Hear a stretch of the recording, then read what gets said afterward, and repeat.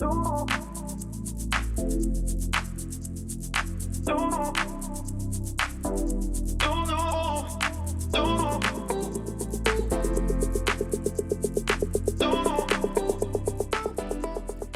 this is Tiara. Hello, this is Ali. So, I am really excited about this particular episode because we are going to be covering and diving into a topic that we actually haven't touched upon. And, for being a spiritual podcast and doing this for a year and a half, I'm a little surprised we actually haven't touched upon this topic, but we have been searching for an expert in this area. So, we are going to dive into astrology, specifically something called Soul Path Astrology.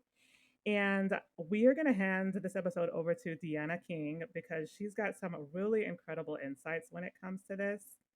I just want to briefly introduce what she does. Deanna is a soul path astrologer, but she's also a I can never say this word, metaphysician, spiritual mentor, and an author. And her whole focus is to offer guidance to individuals as they navigate 3D and move into a more conscious path of living and raising their vibration, which is very similar to some of the work that me and Ali do. So, with that, I'm just going to hand this over to Deanna. And, at least for me, one of the first things I'm particularly interested in is what exactly is soul path astrology? Thank you, Tiara.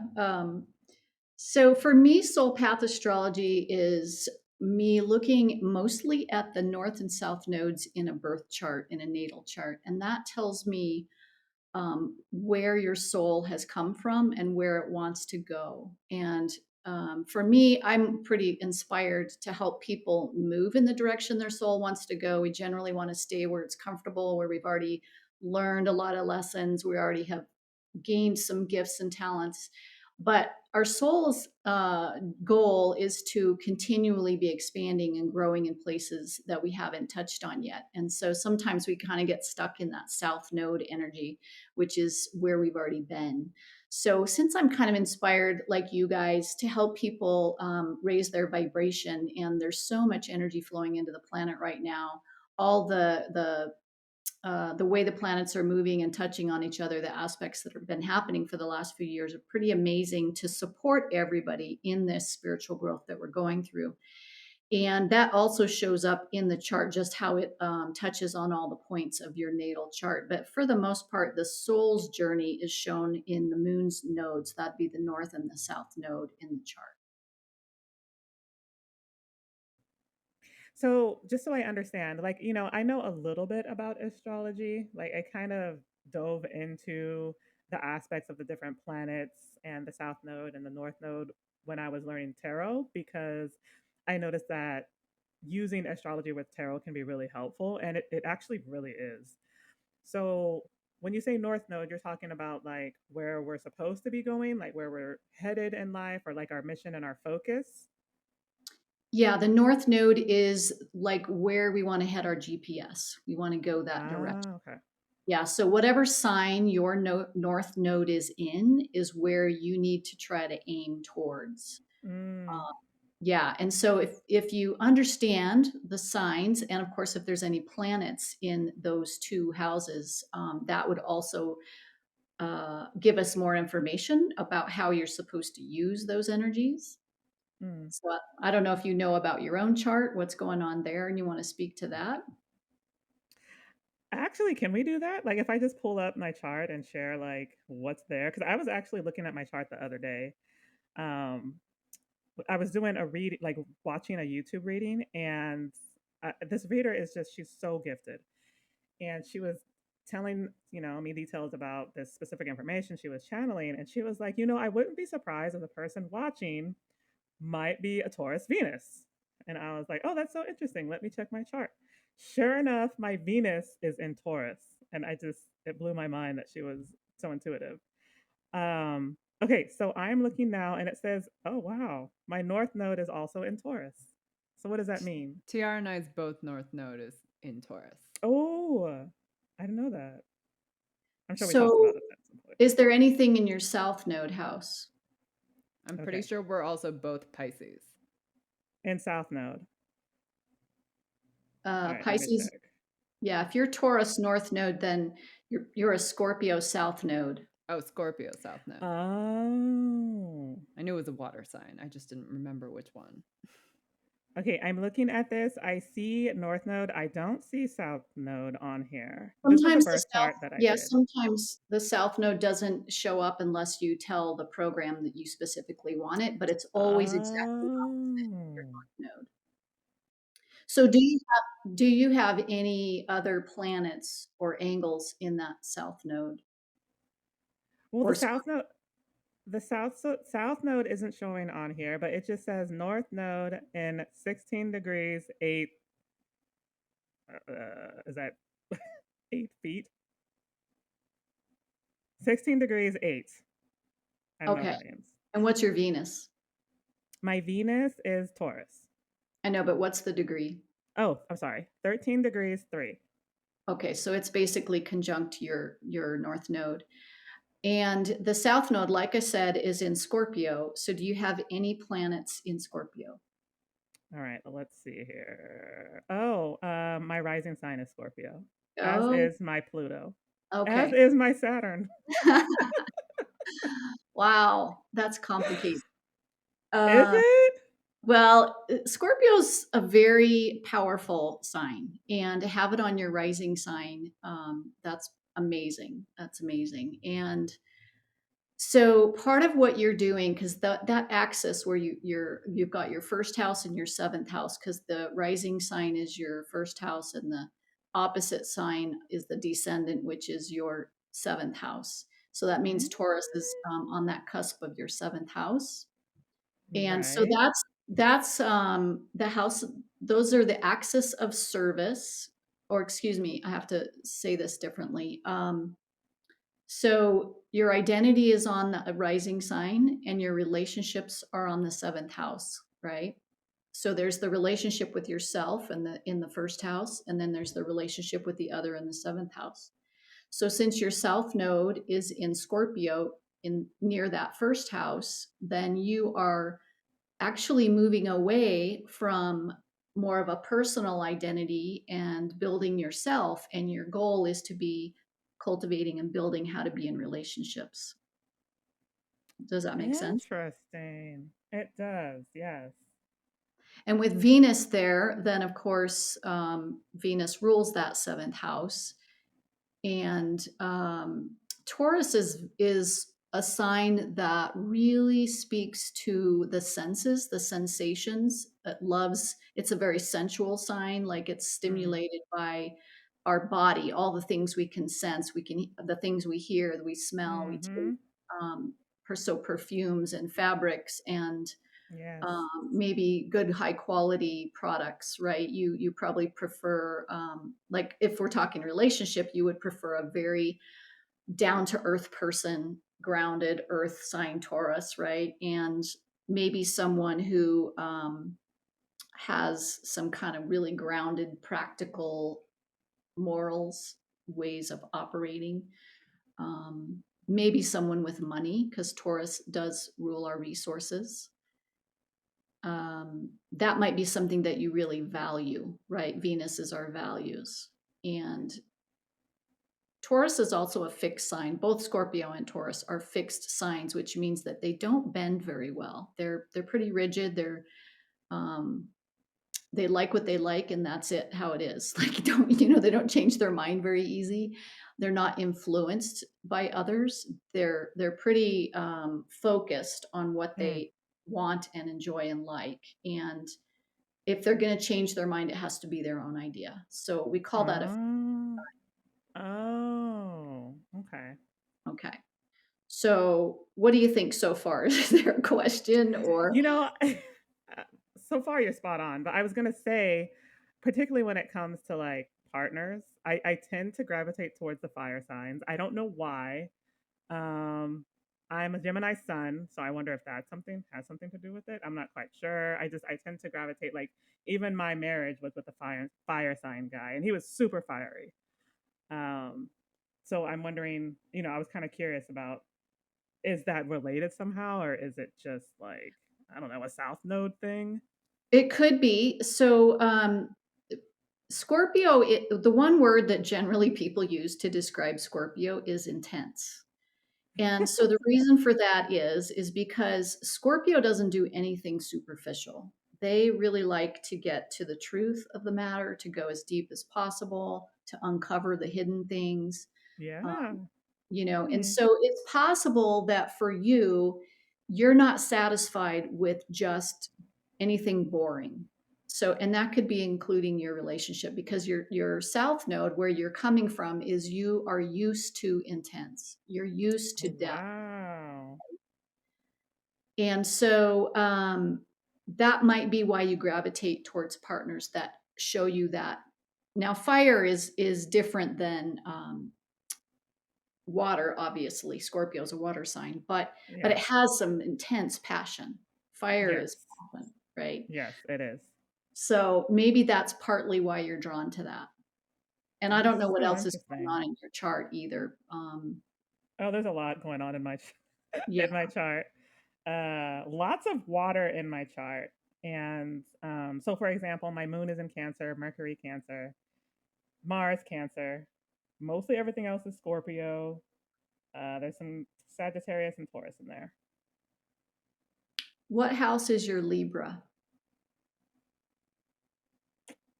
So, like Libra sign. Oh, hold on. Mhm. I don't see that on here.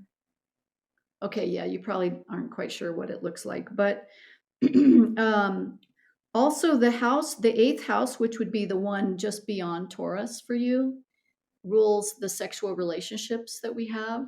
And so that one sometimes has a lot to do with that passionate dynamic that we have, right? Because sex is one of those really passionate things that we share with another person.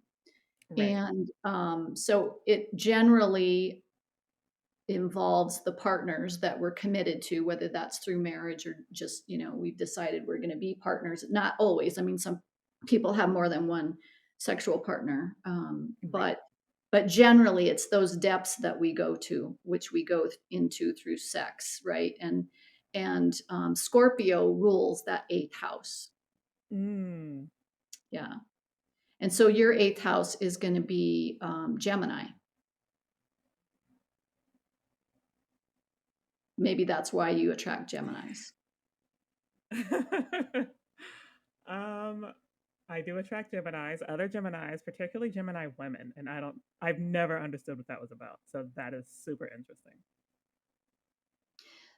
So back to Soul Path Astrology, part of my goal is to help people not waste their time, whether it's in relationship or business or personal endeavors. It's like, don't waste your time in the South Node. Now you can use Hmm. all your South Node gifts to help you. It's part of your resume, basically. You don't want to just forget it.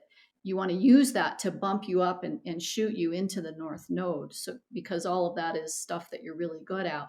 But you just don't, especially when you get triggered, you don't want to head back to the South Node and stay there. It's okay Right. to kind of run back to that comfort zone for a little while, but know that really moving into the unknown territory of the North Node is what your soul had intended.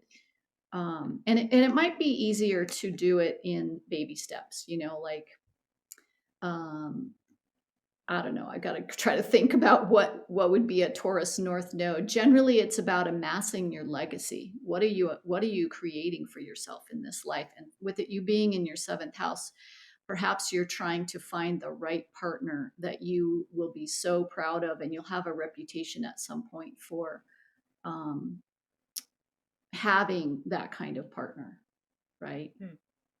Yes. Yeah, Taurus rules our resources, and also like our so in the world economy, it would be, the food that we buy, the water we have, the utilities, so forth. It's like all those things, that the basic 3D things we need to live and survive. Taurus rules that. And then it rules the body. It's an earth sign, but it's very body oriented. It's a little bit slow, meaning it doesn't move fast like Gemini. It moves slow. It's the slow, steady pace that gets the goal. Taurus has a lot of patience, And so maybe you need to cultivate more patience in making your relationships work, in doing activities like being out in nature with your partner, doing things, maybe sharing money, but in a way that serves you both and builds your legacy. And also, I want to say, like, creating goals together for amassing your savings that you're going to use for later in life. Just Mhm. those basic needs. That's kind of a Taurus arena. So that was a lot of very thorough information, and I'm really fascinated by astrology, and so like I know I could make excellent use of a lot of that. I'm curious to know how soul path astrology differs from other forms of astrology, because I've also had like vedic as- vedic astrology charts done, and my understanding is that the vedic charts are like they're Indian style, like Eastern style, and a lot of it I didn't quite fully understand. So, it seems like there's different types of astrology out there, but I'm curious to know how yours differs from some of those other ones out there. So I use tropical, which is not Vedic, and it's the Western astrology. And then Mm. Soul Path is really just I basically look at your natal chart and I see it just like the one you're looking at there. But I'm just focusing in, honing in. So it's just an extension. Like I want to focus and hone in on your soul's journey from the south node to the north node. And so let's just say you were going to sign up to be one of my clients and you wanted some direction in life, and I don't know, what's something that's up for you, Tiara? What are you trying to build right now? Yeah. Well, I'm trying to get my way back over to Colombia. What's the purpose? Um, Actually, there's a little bit more to that. So I'm looking to build, I mean, obviously, we want to build a spiritual community, but one of the things I've been looking at is getting into digital marketing as like a way to kind of fund my move. So I suppose we could use that too. Are you moving because you want to grow who you are as a person, because you want to grow a business, because you just want to live there, maybe you have family there? I mean, some of those things, the reason that Ah, you're being stimulated to move helps me understand, like, why you might be signing up for an astrology reading. Most people want some yes. kind of answer. Yes, absolutely. I'm looking for a simpler lifestyle, much simpler lifestyle. I'm trying to get away from the whole Western ideal around this hustle culture and working 9 to 5. And I burned out a couple years ago. So, I Yeah. don't want to go back to that. I want to go to something simpler. I've been to Colombia. So, I went there and I loved it. I made friends and connections, and it is a much simpler lifestyle. So I guess underpinning all of that is this desire to want something a little bit more simpler, more peace, more tranquility, that kind of thing. Yeah. Now that's totally Taurus. So you're right on track, Oh, because wow. Taurus will live off the land.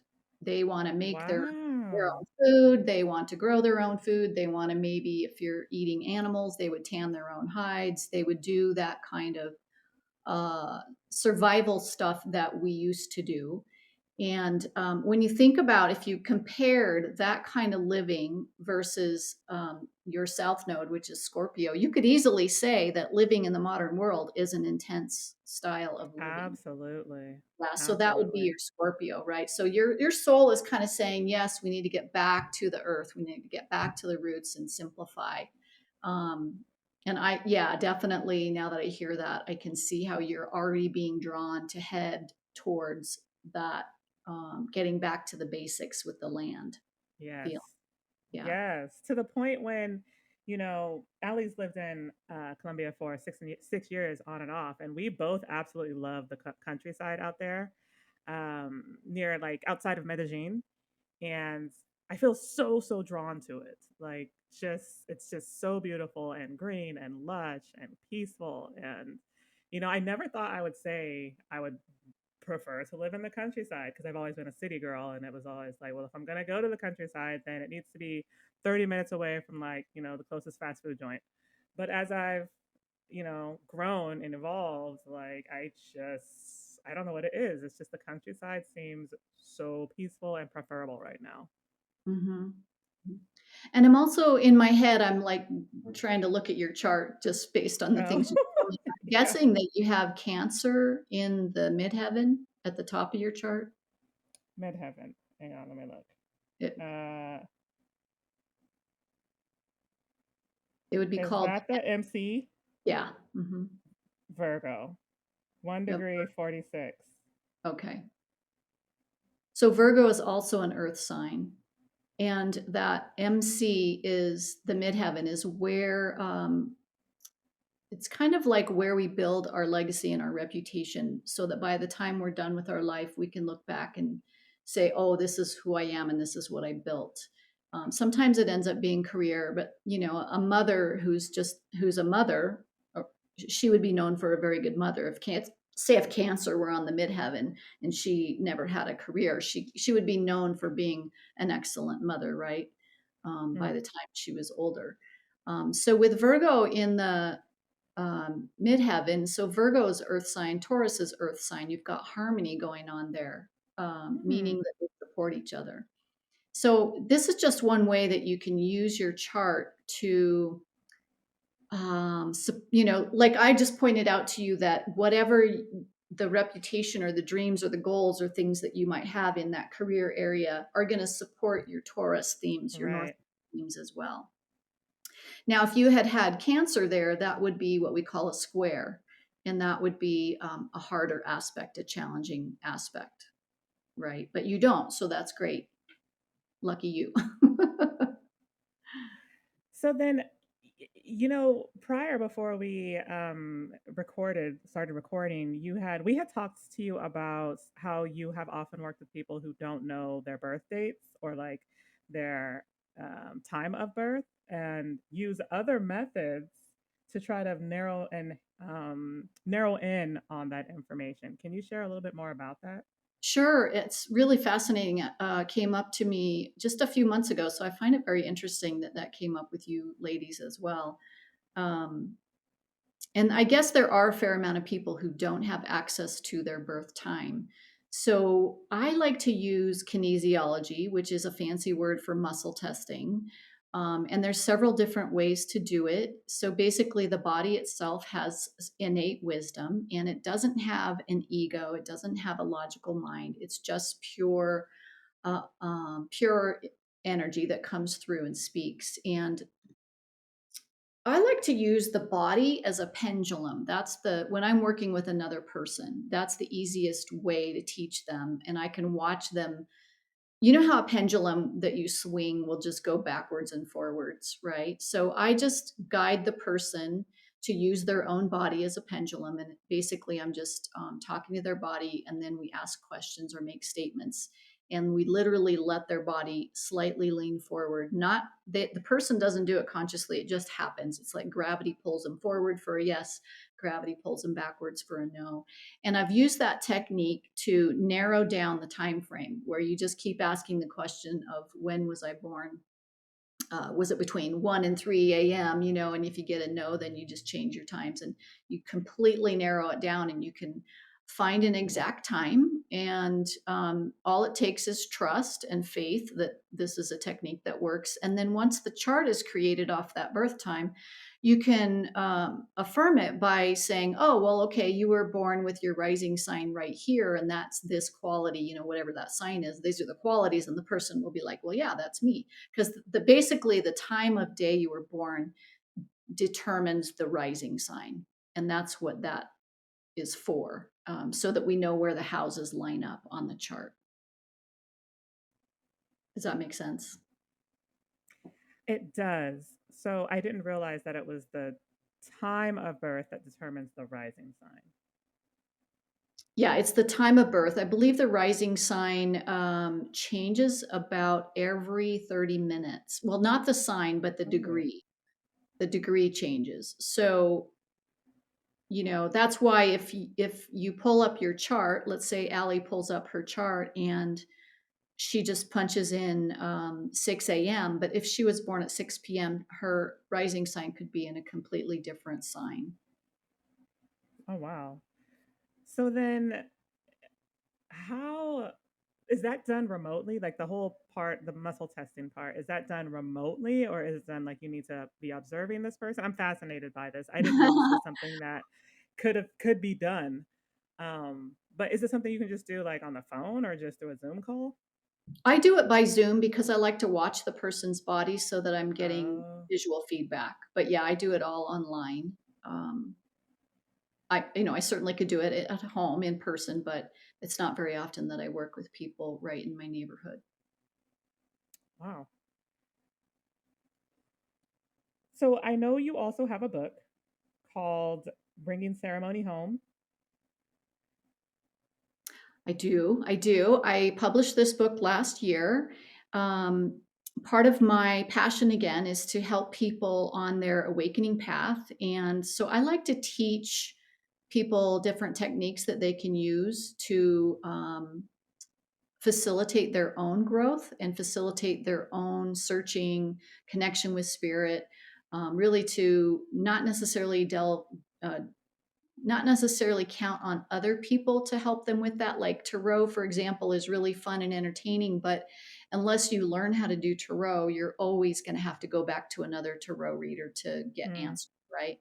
So, I teach energy work, but this book was a combination of me seeing in my own chart. I have Gemini on the midheaven, which does include writing and speaking and publishing. And so I was thinking, okay, I'm going to be a writer. And so I'm like, I'm going to write a book. And I'd never written a book before. So I thought, well, the easiest thing for me to do, obviously, is to write about what I know. And the easiest book for me to really pull off, because my first one had to be easier. I knew I'd never do it again. But the the easiest one for me was to write a book about doing ceremony, since I've been using ceremony very much in the past 10 years to not only connect me with spirit, but to give me a ritual or a practice that I could do with the new moon and the full moons that mm, would really speak to my own personal journey, but also to my natal chart. Like, for example, if a moon was happening where it was aspecting my natal chart in a good way or possibly in a difficult way, then I would specifically do a ceremony to work with those energies, right? Calling in mm, spirit and asking for an shift and an adjustment and ease. And, there's lots of ways to invoke spirit, but I found it just very cathartic and empowering because, we all have had many lifetimes, and ritual and ceremony have been a part of our lifetimes. They're ancient. We know how to do it. We just forgot that we know how to do it. And so I wrote this book, Bringing Ceremony Home, which is really a very easy laid out to do manual, do it yourself, how to do ceremony at home. So it talks about setting up the sacred circle, the four directions, calling in the directions, a little bit about animal totems, if you want to call in animal spirits, how to write an invocation, which is the term for it's kind of like prayer, but invocation is when you invoke spiritual beings in to support you mm, um, for what you're doing. And so there's the opening, the process, and then the closing of the ceremony. And then there's examples in the back for all different ways that you would do ceremony, anywhere from personal growth to um, coming of age rituals, or death and dying, or birth, right, or marriage. Those things that we celebrate. So there's lots of ways to use ceremony, and my goal was also to just, if more people know how to use it and they get in touch with it again, they can use it by themselves or with groups of women, when you're intentionally trying to bring something in, some change, moon rituals. But wouldn't you guys love to see more people doing it every day, or, once a week, like having ceremony regularly, a regular part of their lives? Maybe in Colombia, you know? You know, you know, I was gonna say I'm gonna be honest. Like I have never really used ritual or ceremony, and I think for a lot of people when they think of these concepts, they think of like witches and witches circles and like witchcraft and spells, and at least like in the United States, there seems to be that pop culture phenomenon around rituals. And so, I think part of me kind of was like, well, I don't know if I want to go that route. But as you describe it, it does sound very impactful, especially when it comes to like the intention and, sealing the intention. So I'm actually very, very curious about some of this ritual. And, I actually would be curious to know more about ways ritual can be used even daily. Because again, I've never really incorporated ritual much into, my routine, but I could see that benefit. I bet you have. And it's interesting because the word ritual it basically just means you do something regularly and you kind of access a presence, right? So Uh, sometimes just having your morning coffee is a ritual. I You see. know, you sit down and you're getting your Zen space. Obviously, meditating is a ritual. You know, if some people light a candle and they might have an altar because there's lots of different deities that people respect and honor. And, you know, I have a chair in my living room that I generally sit and I look at astrology every morning. That's part of my ritual. You know, I just like let myself be immersed. So I just want to share with you that the word ritual is very broad. It can be broad. It can be extremely spiritual. It can be more of the pagan style, which it kind of sounded like you were speaking to with spells and that sort of thing. Oh, And yes. it can just also be made up. You can create your own rituals, you know, basically whatever speaks to you that gets you into the state of presence. How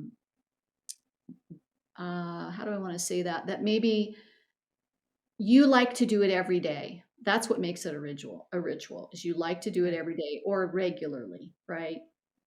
Oh, I was gonna say that all makes a lot of sense, you know. Being here in Colombia, like ayahuasca has taken off down here in Latin America. And so a lot of people there like it's a tourism thing where people come down and want to do these 4 or 5 days of ayahuasca retreats. And it's people doing these because I've met so many people who have done them. And then I'll sit down and just have a conversation with them. And they are just like, going into something like that, I come out and I create better habits. And a lot of people don't really understand that a ritual can be something, as you had just mentioned, as a morning routine, just like getting up with the sun, doing breath work, having your morning coffee, and then starting your day, or going deep into meditation. And it's it's funny that some people kind of need a catalyst, like coming down here and doing something like an ayahuasca retreat to kind of open their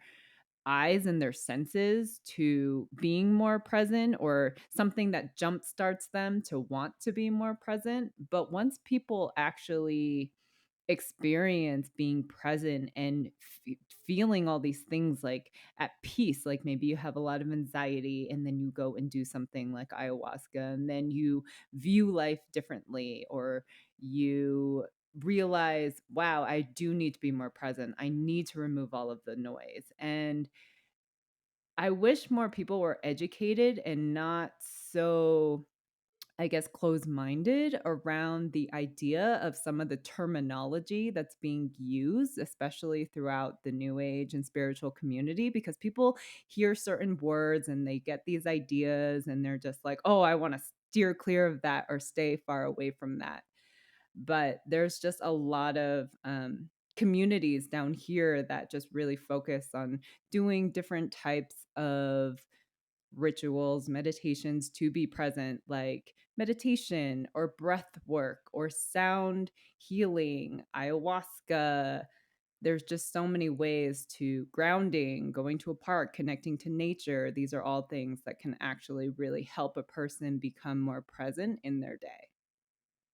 Right, right. And again, the model that this book was sort of written to, it speaks to a Native American medicine wheel, which is really just a circle. And for me, it's the circle has been used in sacred rites through many, many cultures for eons. You know, even when people gather around in a circle and hold hands, that's a sacred circle in itself. So it's sort of in our DNA. We like circles, we like to be connected. And so in the sacred circle, the medicine wheel model is basically whatever size works for you. I like to make it big enough that myself can walk around in there at least 6 feet. So you could do it in your living room, or you can do it outside. It's very much more impactful outside in nature. And sometimes you can create a sacred circle that would stay, right, with a few rocks, 4 rocks to mark each element, north, south, east, west. And then you've got, like astrology, you've got air, water, fire, earth, right? You've got the elements that you would bring into your circle. And so for me, the creation itself of the circle is a ritual.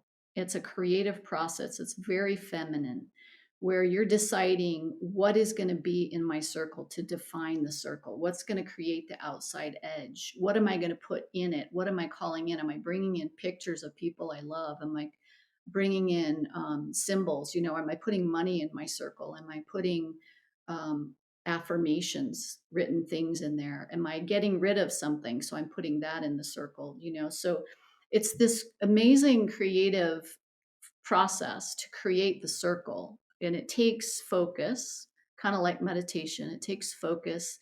You're definitely thinking about every little piece that you're putting in it, because it's going to have an impact on the ritual, on the ceremony itself.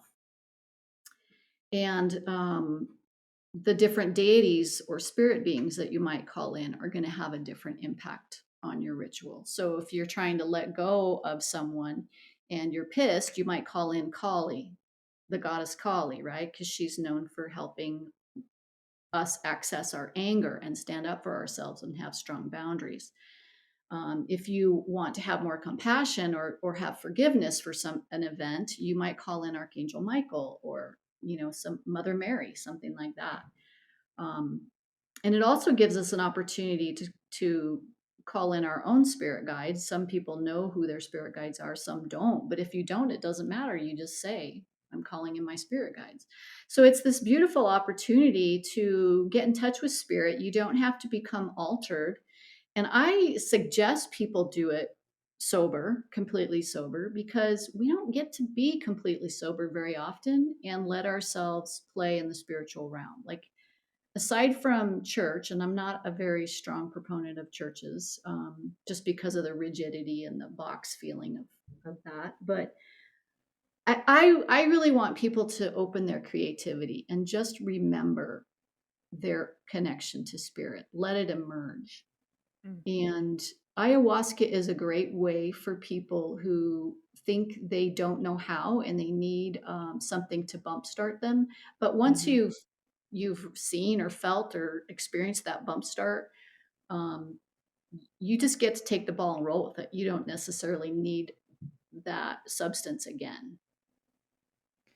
It's really interesting because I've met a few people that, I mean, who've done it, who swear by it, but they keep going and going and going. Like, I know people who have gone 5, 6 times by this point, or they'll sign up for a 5-day retreat and do like 10 doses over that 5-day retreat. And Wow.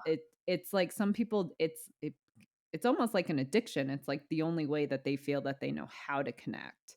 And so Yeah. but also it's just some people just love it so much that they're just like, "Oh, I want more." Yeah. I mean, my personal feeling is that ayahuasca is a sacred plant, and it was originally brought in for specialized purposes, not for entertainment purposes, not for recreational purposes, right? And it has an energy, it has a presence. It's a probably a living being, because it has been used so much Right. before it became modernized. Um, and to me, you're kind of screwing around. You're showing, to me, it just seems like disrespect for that being and for the purpose of that origination of that plant, and how it could help us reach realms that we weren't able to when we did try on our own. Um, and modern culture, we are very much drawn to addictive things. That's just how we are now. It's like we want the instant fix. We don't want to do the work. So that in itself is just a shadow side. And I'm really curious, like if someone is doing ayahuasca that much, I want to see their chart because I'm like, what kind of Scorpio do you have in there? you know? um, because they're looking for something outside of themselves, number one. Right. And they're looking for the quick fix. They're looking for maybe the intense experience. And I personally have had extremely intense experiences on my own, sober, because I was willing to be vulnerable and taken myself, Mm. right? I love how you say that because I do feel like a lot of people do turn to substances. And I just know people who just can't get there sober. I know people who have tried to get there sober and they're just like nothing's happening. And so then they give up. And so I feel like we as humans, I know that source lives inside all of us, but so many people are unable to tap into that power because of all their daily lives and all the noise surrounding them. So it's interesting how you do talk about I fully agree. I do think the best way for the most clarity is sober, but so many people don't know how to tap into that. So do you have any like tips or recommendations on how people can get there sober? Yeah. So we're really good at building walls, right? We're really good at protecting ourselves. Since we were little children, we learned how to our ego has said, well, I might die if I do that again, so I'm going to protect myself in any way I can. And a lot of that means shutting down and not feeling. And it's a process to undo those layers of that onion, right? Of guarding, of protection. And I'm not a real strong proponent of talk therapy because I think it's just talking. It doesn't really ever get anywhere. I There are agree. a lot of techniques that help. You know, EFT tapping is great. I've used compassion key, which is just another heart focused, compassionate technique to speak to the wounded child. There's hypnotherapy, there's past life regression. There's just like so many things. And I think the most important thing, like this is back to let's talk about kinesiology in itself. So people are like, I don't get answers from my spirit guides. Well, you can use kinesiology. It takes a little bit of time to, I guess, train yourself how to use it and trust what the answers you're getting. It takes a little bit of diligence, just like anything we do. But once you get it, you can basically ask questions just like you would to your spirit guides and get answers. Now, granted, you're only getting yes and no answers. So it has to be those kind of questions, but that's a start, right? And the first thing you could do is say, should I do ayahuasca? And if you get a no, then it's like, okay, that's not where I'm going. Then your next question might be, am I using ayahuasca to hide from myself or from what I'm trying to do? And you'll get an answer. You know what I'm saying? So that's like one simple technique that we all could use just to start us on the path of how do I get my answers. And again, it's coming from your own body. It's not coming from another person. So it is Right. self-empowering, right? It is your own wisdom. Um, and then once you gain some trust in your own body, in your own wisdom, you have something to work with when you try something new. But you've got to start somewhere with that self-empowerment. Um, and I think it's great to have peers too, because it's so much easier to take on a new thing when you've got a peer who's either doing it with you or they've already done it. Exactly. Um, I I think that's really interesting that you bring up instant gratification because that is really where we are in the modern day today. Like everything is at our fingertips where people have shifted into instant gratification. And I feel like people have lost the ability to have patience. I Mm, feel like people have lost the ability to be able to or even want to take like the longer road like people like because instant gratification has just been pushed forward so much that people just don't know how to like take a step backwards. Like everyone's just like, well, I want the answer now, and if I don't get the answer now, then the hell with it. I'm just going to move on to the next thing. And I feel like because, like, everything is just so rushed in everyone's lives, like, everyone, it's like we have bills to pay, we have work, and there's so much noise and there's so much distraction. It's just people don't know how to remove themselves from that and just be silent. Like, take 5 minutes out of your day and be silent, and most people can't do it. Most people are just like, after 30 seconds, they'll look and think it's 5 minutes, and then they'll be like, "Okay, I'm bored with this," and then they'll, move on to the next thing in their day. Yeah. So, I find that really interesting. So that's why I'm just like, I don't know if people can get to a place where they can do this sober. I think it's actually very hard for so many people. I'm sad that that's what you believed, only because I'm like here. I think I live in a little bubble, and the people that I know are dedicated. Maybe is the word, driven to be sober in their body, and um, and continue to grow. Um, Again, that's the other thing is we came into this planet to be in a body, and when you're doing a drug or a drink or any substance, you're leaving your body, and Correct. that's all fine and good, but we were supposed to be in our body. So for me, and my this is part of my soul path, right? And I cannot speak to anyone else's soul path. We all have a specialized one, but part of my soul path is to be in my body and to reach those higher planes and to access the esoteric world in my body. And in fact, I live in both worlds. I have a very, very vivid 12th house, which is the house of Pisces, but it's the hidden house, Oh but a yeah. very vivid other world. I live in two worlds at the same time because I'm seeing energy and I'm talking to you on a podcast. I am literally like in these two worlds inside my head, seeing and experiencing different things at the I same am time. too. I am too. I definitely live in two worlds, and Yeah. TR knows that. And I do think that people can do it sober. One of the very simple techniques that I teach is using a rose as a symbol. Like in your imagination, you just imagine a rose out in front of you. We all know what a rose looks like. And I like to make it big, like about, I don't know, 2 feet across, just the bud of the rose. And a rose, if you think about it, they've been used in all sacred practices, in all religions. They're a divine flower. They're used in weddings for a reason.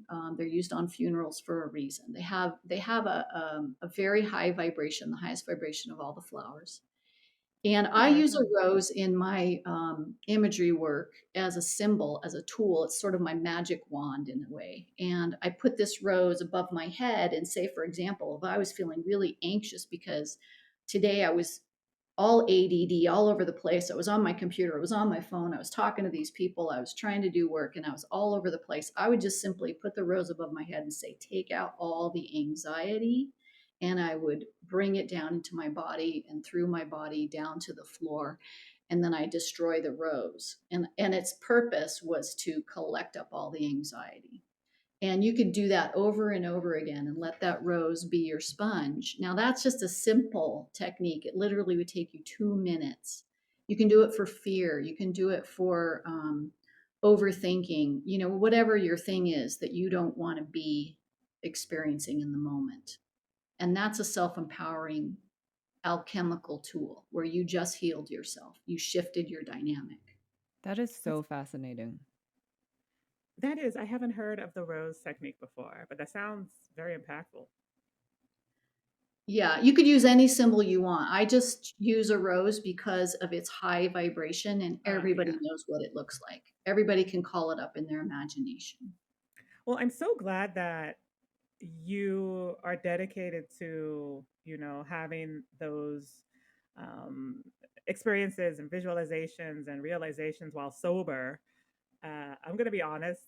Every time I've ever had that type of intense experience, I have been under the influence of something, like usually, whether that be marijuana or microdosing. Like usually, there was something that kind of like was the catalyst to help me get to that stage. But I love that you're focusing on trying to get there naturally and without that intervention. I actually think that's very admirable.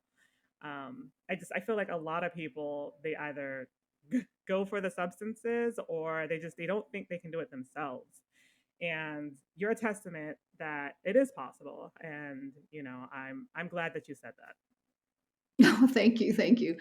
And again, there's more power in a group. So like, just put together a group and go, hey, you guys, let's be curious and just do it sober this time and see what happens. It's easier to do it with a bunch of friends doing it with you, where you're not the only one. All right. Do you host those type of things? I will. I can't say that I'm actively doing it, but I most definitely would. I have hosted some ceremonies in the past. I'm not Okay. doing that right now. I'm really focusing on my online practice to work with people online one on one. I do have a group Zoom call where I do guided visualizations, Oh, and okay. that's twice a month. So if people want to get in touch with me via the links, then once they register with their email to just be on my email list, they'll get all the notices for those calls. Because I'm really just here to help people kind of awaken the inner creator, the inner magician, that inner part of us. It's really part of our inner child that knows how to play with energy and just Hmm. begin to heal ourselves. We don't have to go to a healer. We don't have to take a ton of classes. It's like you just learn a few simple techniques like this rose one, and you can literally like clear away all the debris that's in your energetic space Mm. right now. Of course, it is important as well to fill yourself back up. And that's another technique that I teach, is to call all your energy back from everywhere that it's been, including your computer or your phone. So, Right. um, yeah. So, Deanna, if someone wanted to work with you one on one or have a soul path reading done or learn more about your book, where could they find that information? So, my website is called 5dpath.fun. A lot of people are like, that's a website. Yeah, I actually, instead of .com, it's .fun, because you can do that now. You can name it anything you want. And I was totally all about let's make it fun. Oh, I didn't The know you could spiritual do path that. has to be fun or nobody's going to want to do it. And that's what I do. I teach how to have fun doing it. It's not going to be hard. Sure, when sometimes we look at those shadow aspects, there's a little bit of challenge there sometimes, but you got someone holding your hand, and really, we need to let the inner child out to play. It's time to play. So again, 5dpath.fun, and I'm also on Facebook and Instagram and starting TikTok now. I have a YouTube Cool. channel with a whole bunch of guided visualizations, and almost all of them are 5D Path Fun. So just type that in and you'll find me there. I absolutely love what you're building. And we need more creators out there. Tiara and I have found that in spirituality, there really needs to be a balance between like the truth about the journey. Um, you know, we have we have noticed in the spiritual community a lot of people really focus on love and light, and although that is definitely an aspect of it, the shadow piece that you're talking about, I absolutely fully agree with you. When it comes to the shadow piece, it is important that you find someone who can hold your hand through it or help you navigate that, because I know people who try to do the shadow work on their own, and then that's when people typically start running from themselves, they run away from the journey, and then they won't come back and revisit it because they're just like, I tried it once, I didn't like it, I didn't want to go there, they didn't really have guidance, and they they won't come back to the journey. And I feel like this is where so many people are getting stuck. So I absolutely love that you are trying to find innovative ways to bring out that creativity and bring people together so you can hold their hand through it, because shadow work isn't easy, you guys. It is not. Anyone who tells you it's easy, they're lying. So I love what you're doing, and I just want to like give you props and say thank you for everything that you're building. Thank you very much. I appreciate it. It does sometimes feels like a lonely journey. However, now that I'm working so much globally online, I'm just amazed at how many people I meet every day who are calling themselves they're waking up. They've either been awake or they're waking up, and I'm fascinated by how quickly it's happening now. People are saying, Mm. "Oh, I've been awake for 3 months." I'm like, "Are you kidding?" Like how that's fast, you know? For me, I was like painfully waiting for it to, like, when is it going to be that I feel like I'm awake? And I knew I was on the journey, but it was literally like 15 years, it seemed like, before I could say, yeah, I'm awake now. Um, and I'm just fascinated because to me, that just means there's so much celestial support, spiritual support for us all. Mm. And it happens in divine timing for each person as well. So trusting that timing and knowing that if it does happen quickly and you're going a little crazy because everything is upside down now, it's because your soul knew that you could handle it and you'd have people coming across your path to support you. Um, and maybe that's why they find me. I don't know. But I'm just very hopeful. I meet all these people every day and talk to them. And it's inspiring to me to know that we are all making a difference. We are coming online. We are here to facilitate humanity's growth and empowered and inspired to do it the best that we can. That's beautiful. And so, this is very insightful conversation. And I know we covered a broad swath of topics. So, again, Deanna, I want to thank you for taking the time to chat with us today and for answering our questions and for diving into my chart. I hadn't really intended to bring up my chart, but I just thought, why not? It might be interesting if people can kind of get a real world example of how some of the work you do is impactful and how it works. So, I thank you for doing that as well. I Yeah, learned a you're lot. very welcome. Thank you for having me on the show. Thank you so much for joining us, Deanna. For all of our listeners, we will put Deanna's information in the show notes. And if you guys want Yes. to reach out to her, or if you need to reach out to us, you guys know how to find us on our website. Our spiritual community is now officially open, and we hope to see all of you in there. And I hope everyone has a fantastic week. Yes. Thank you guys so much for joining us.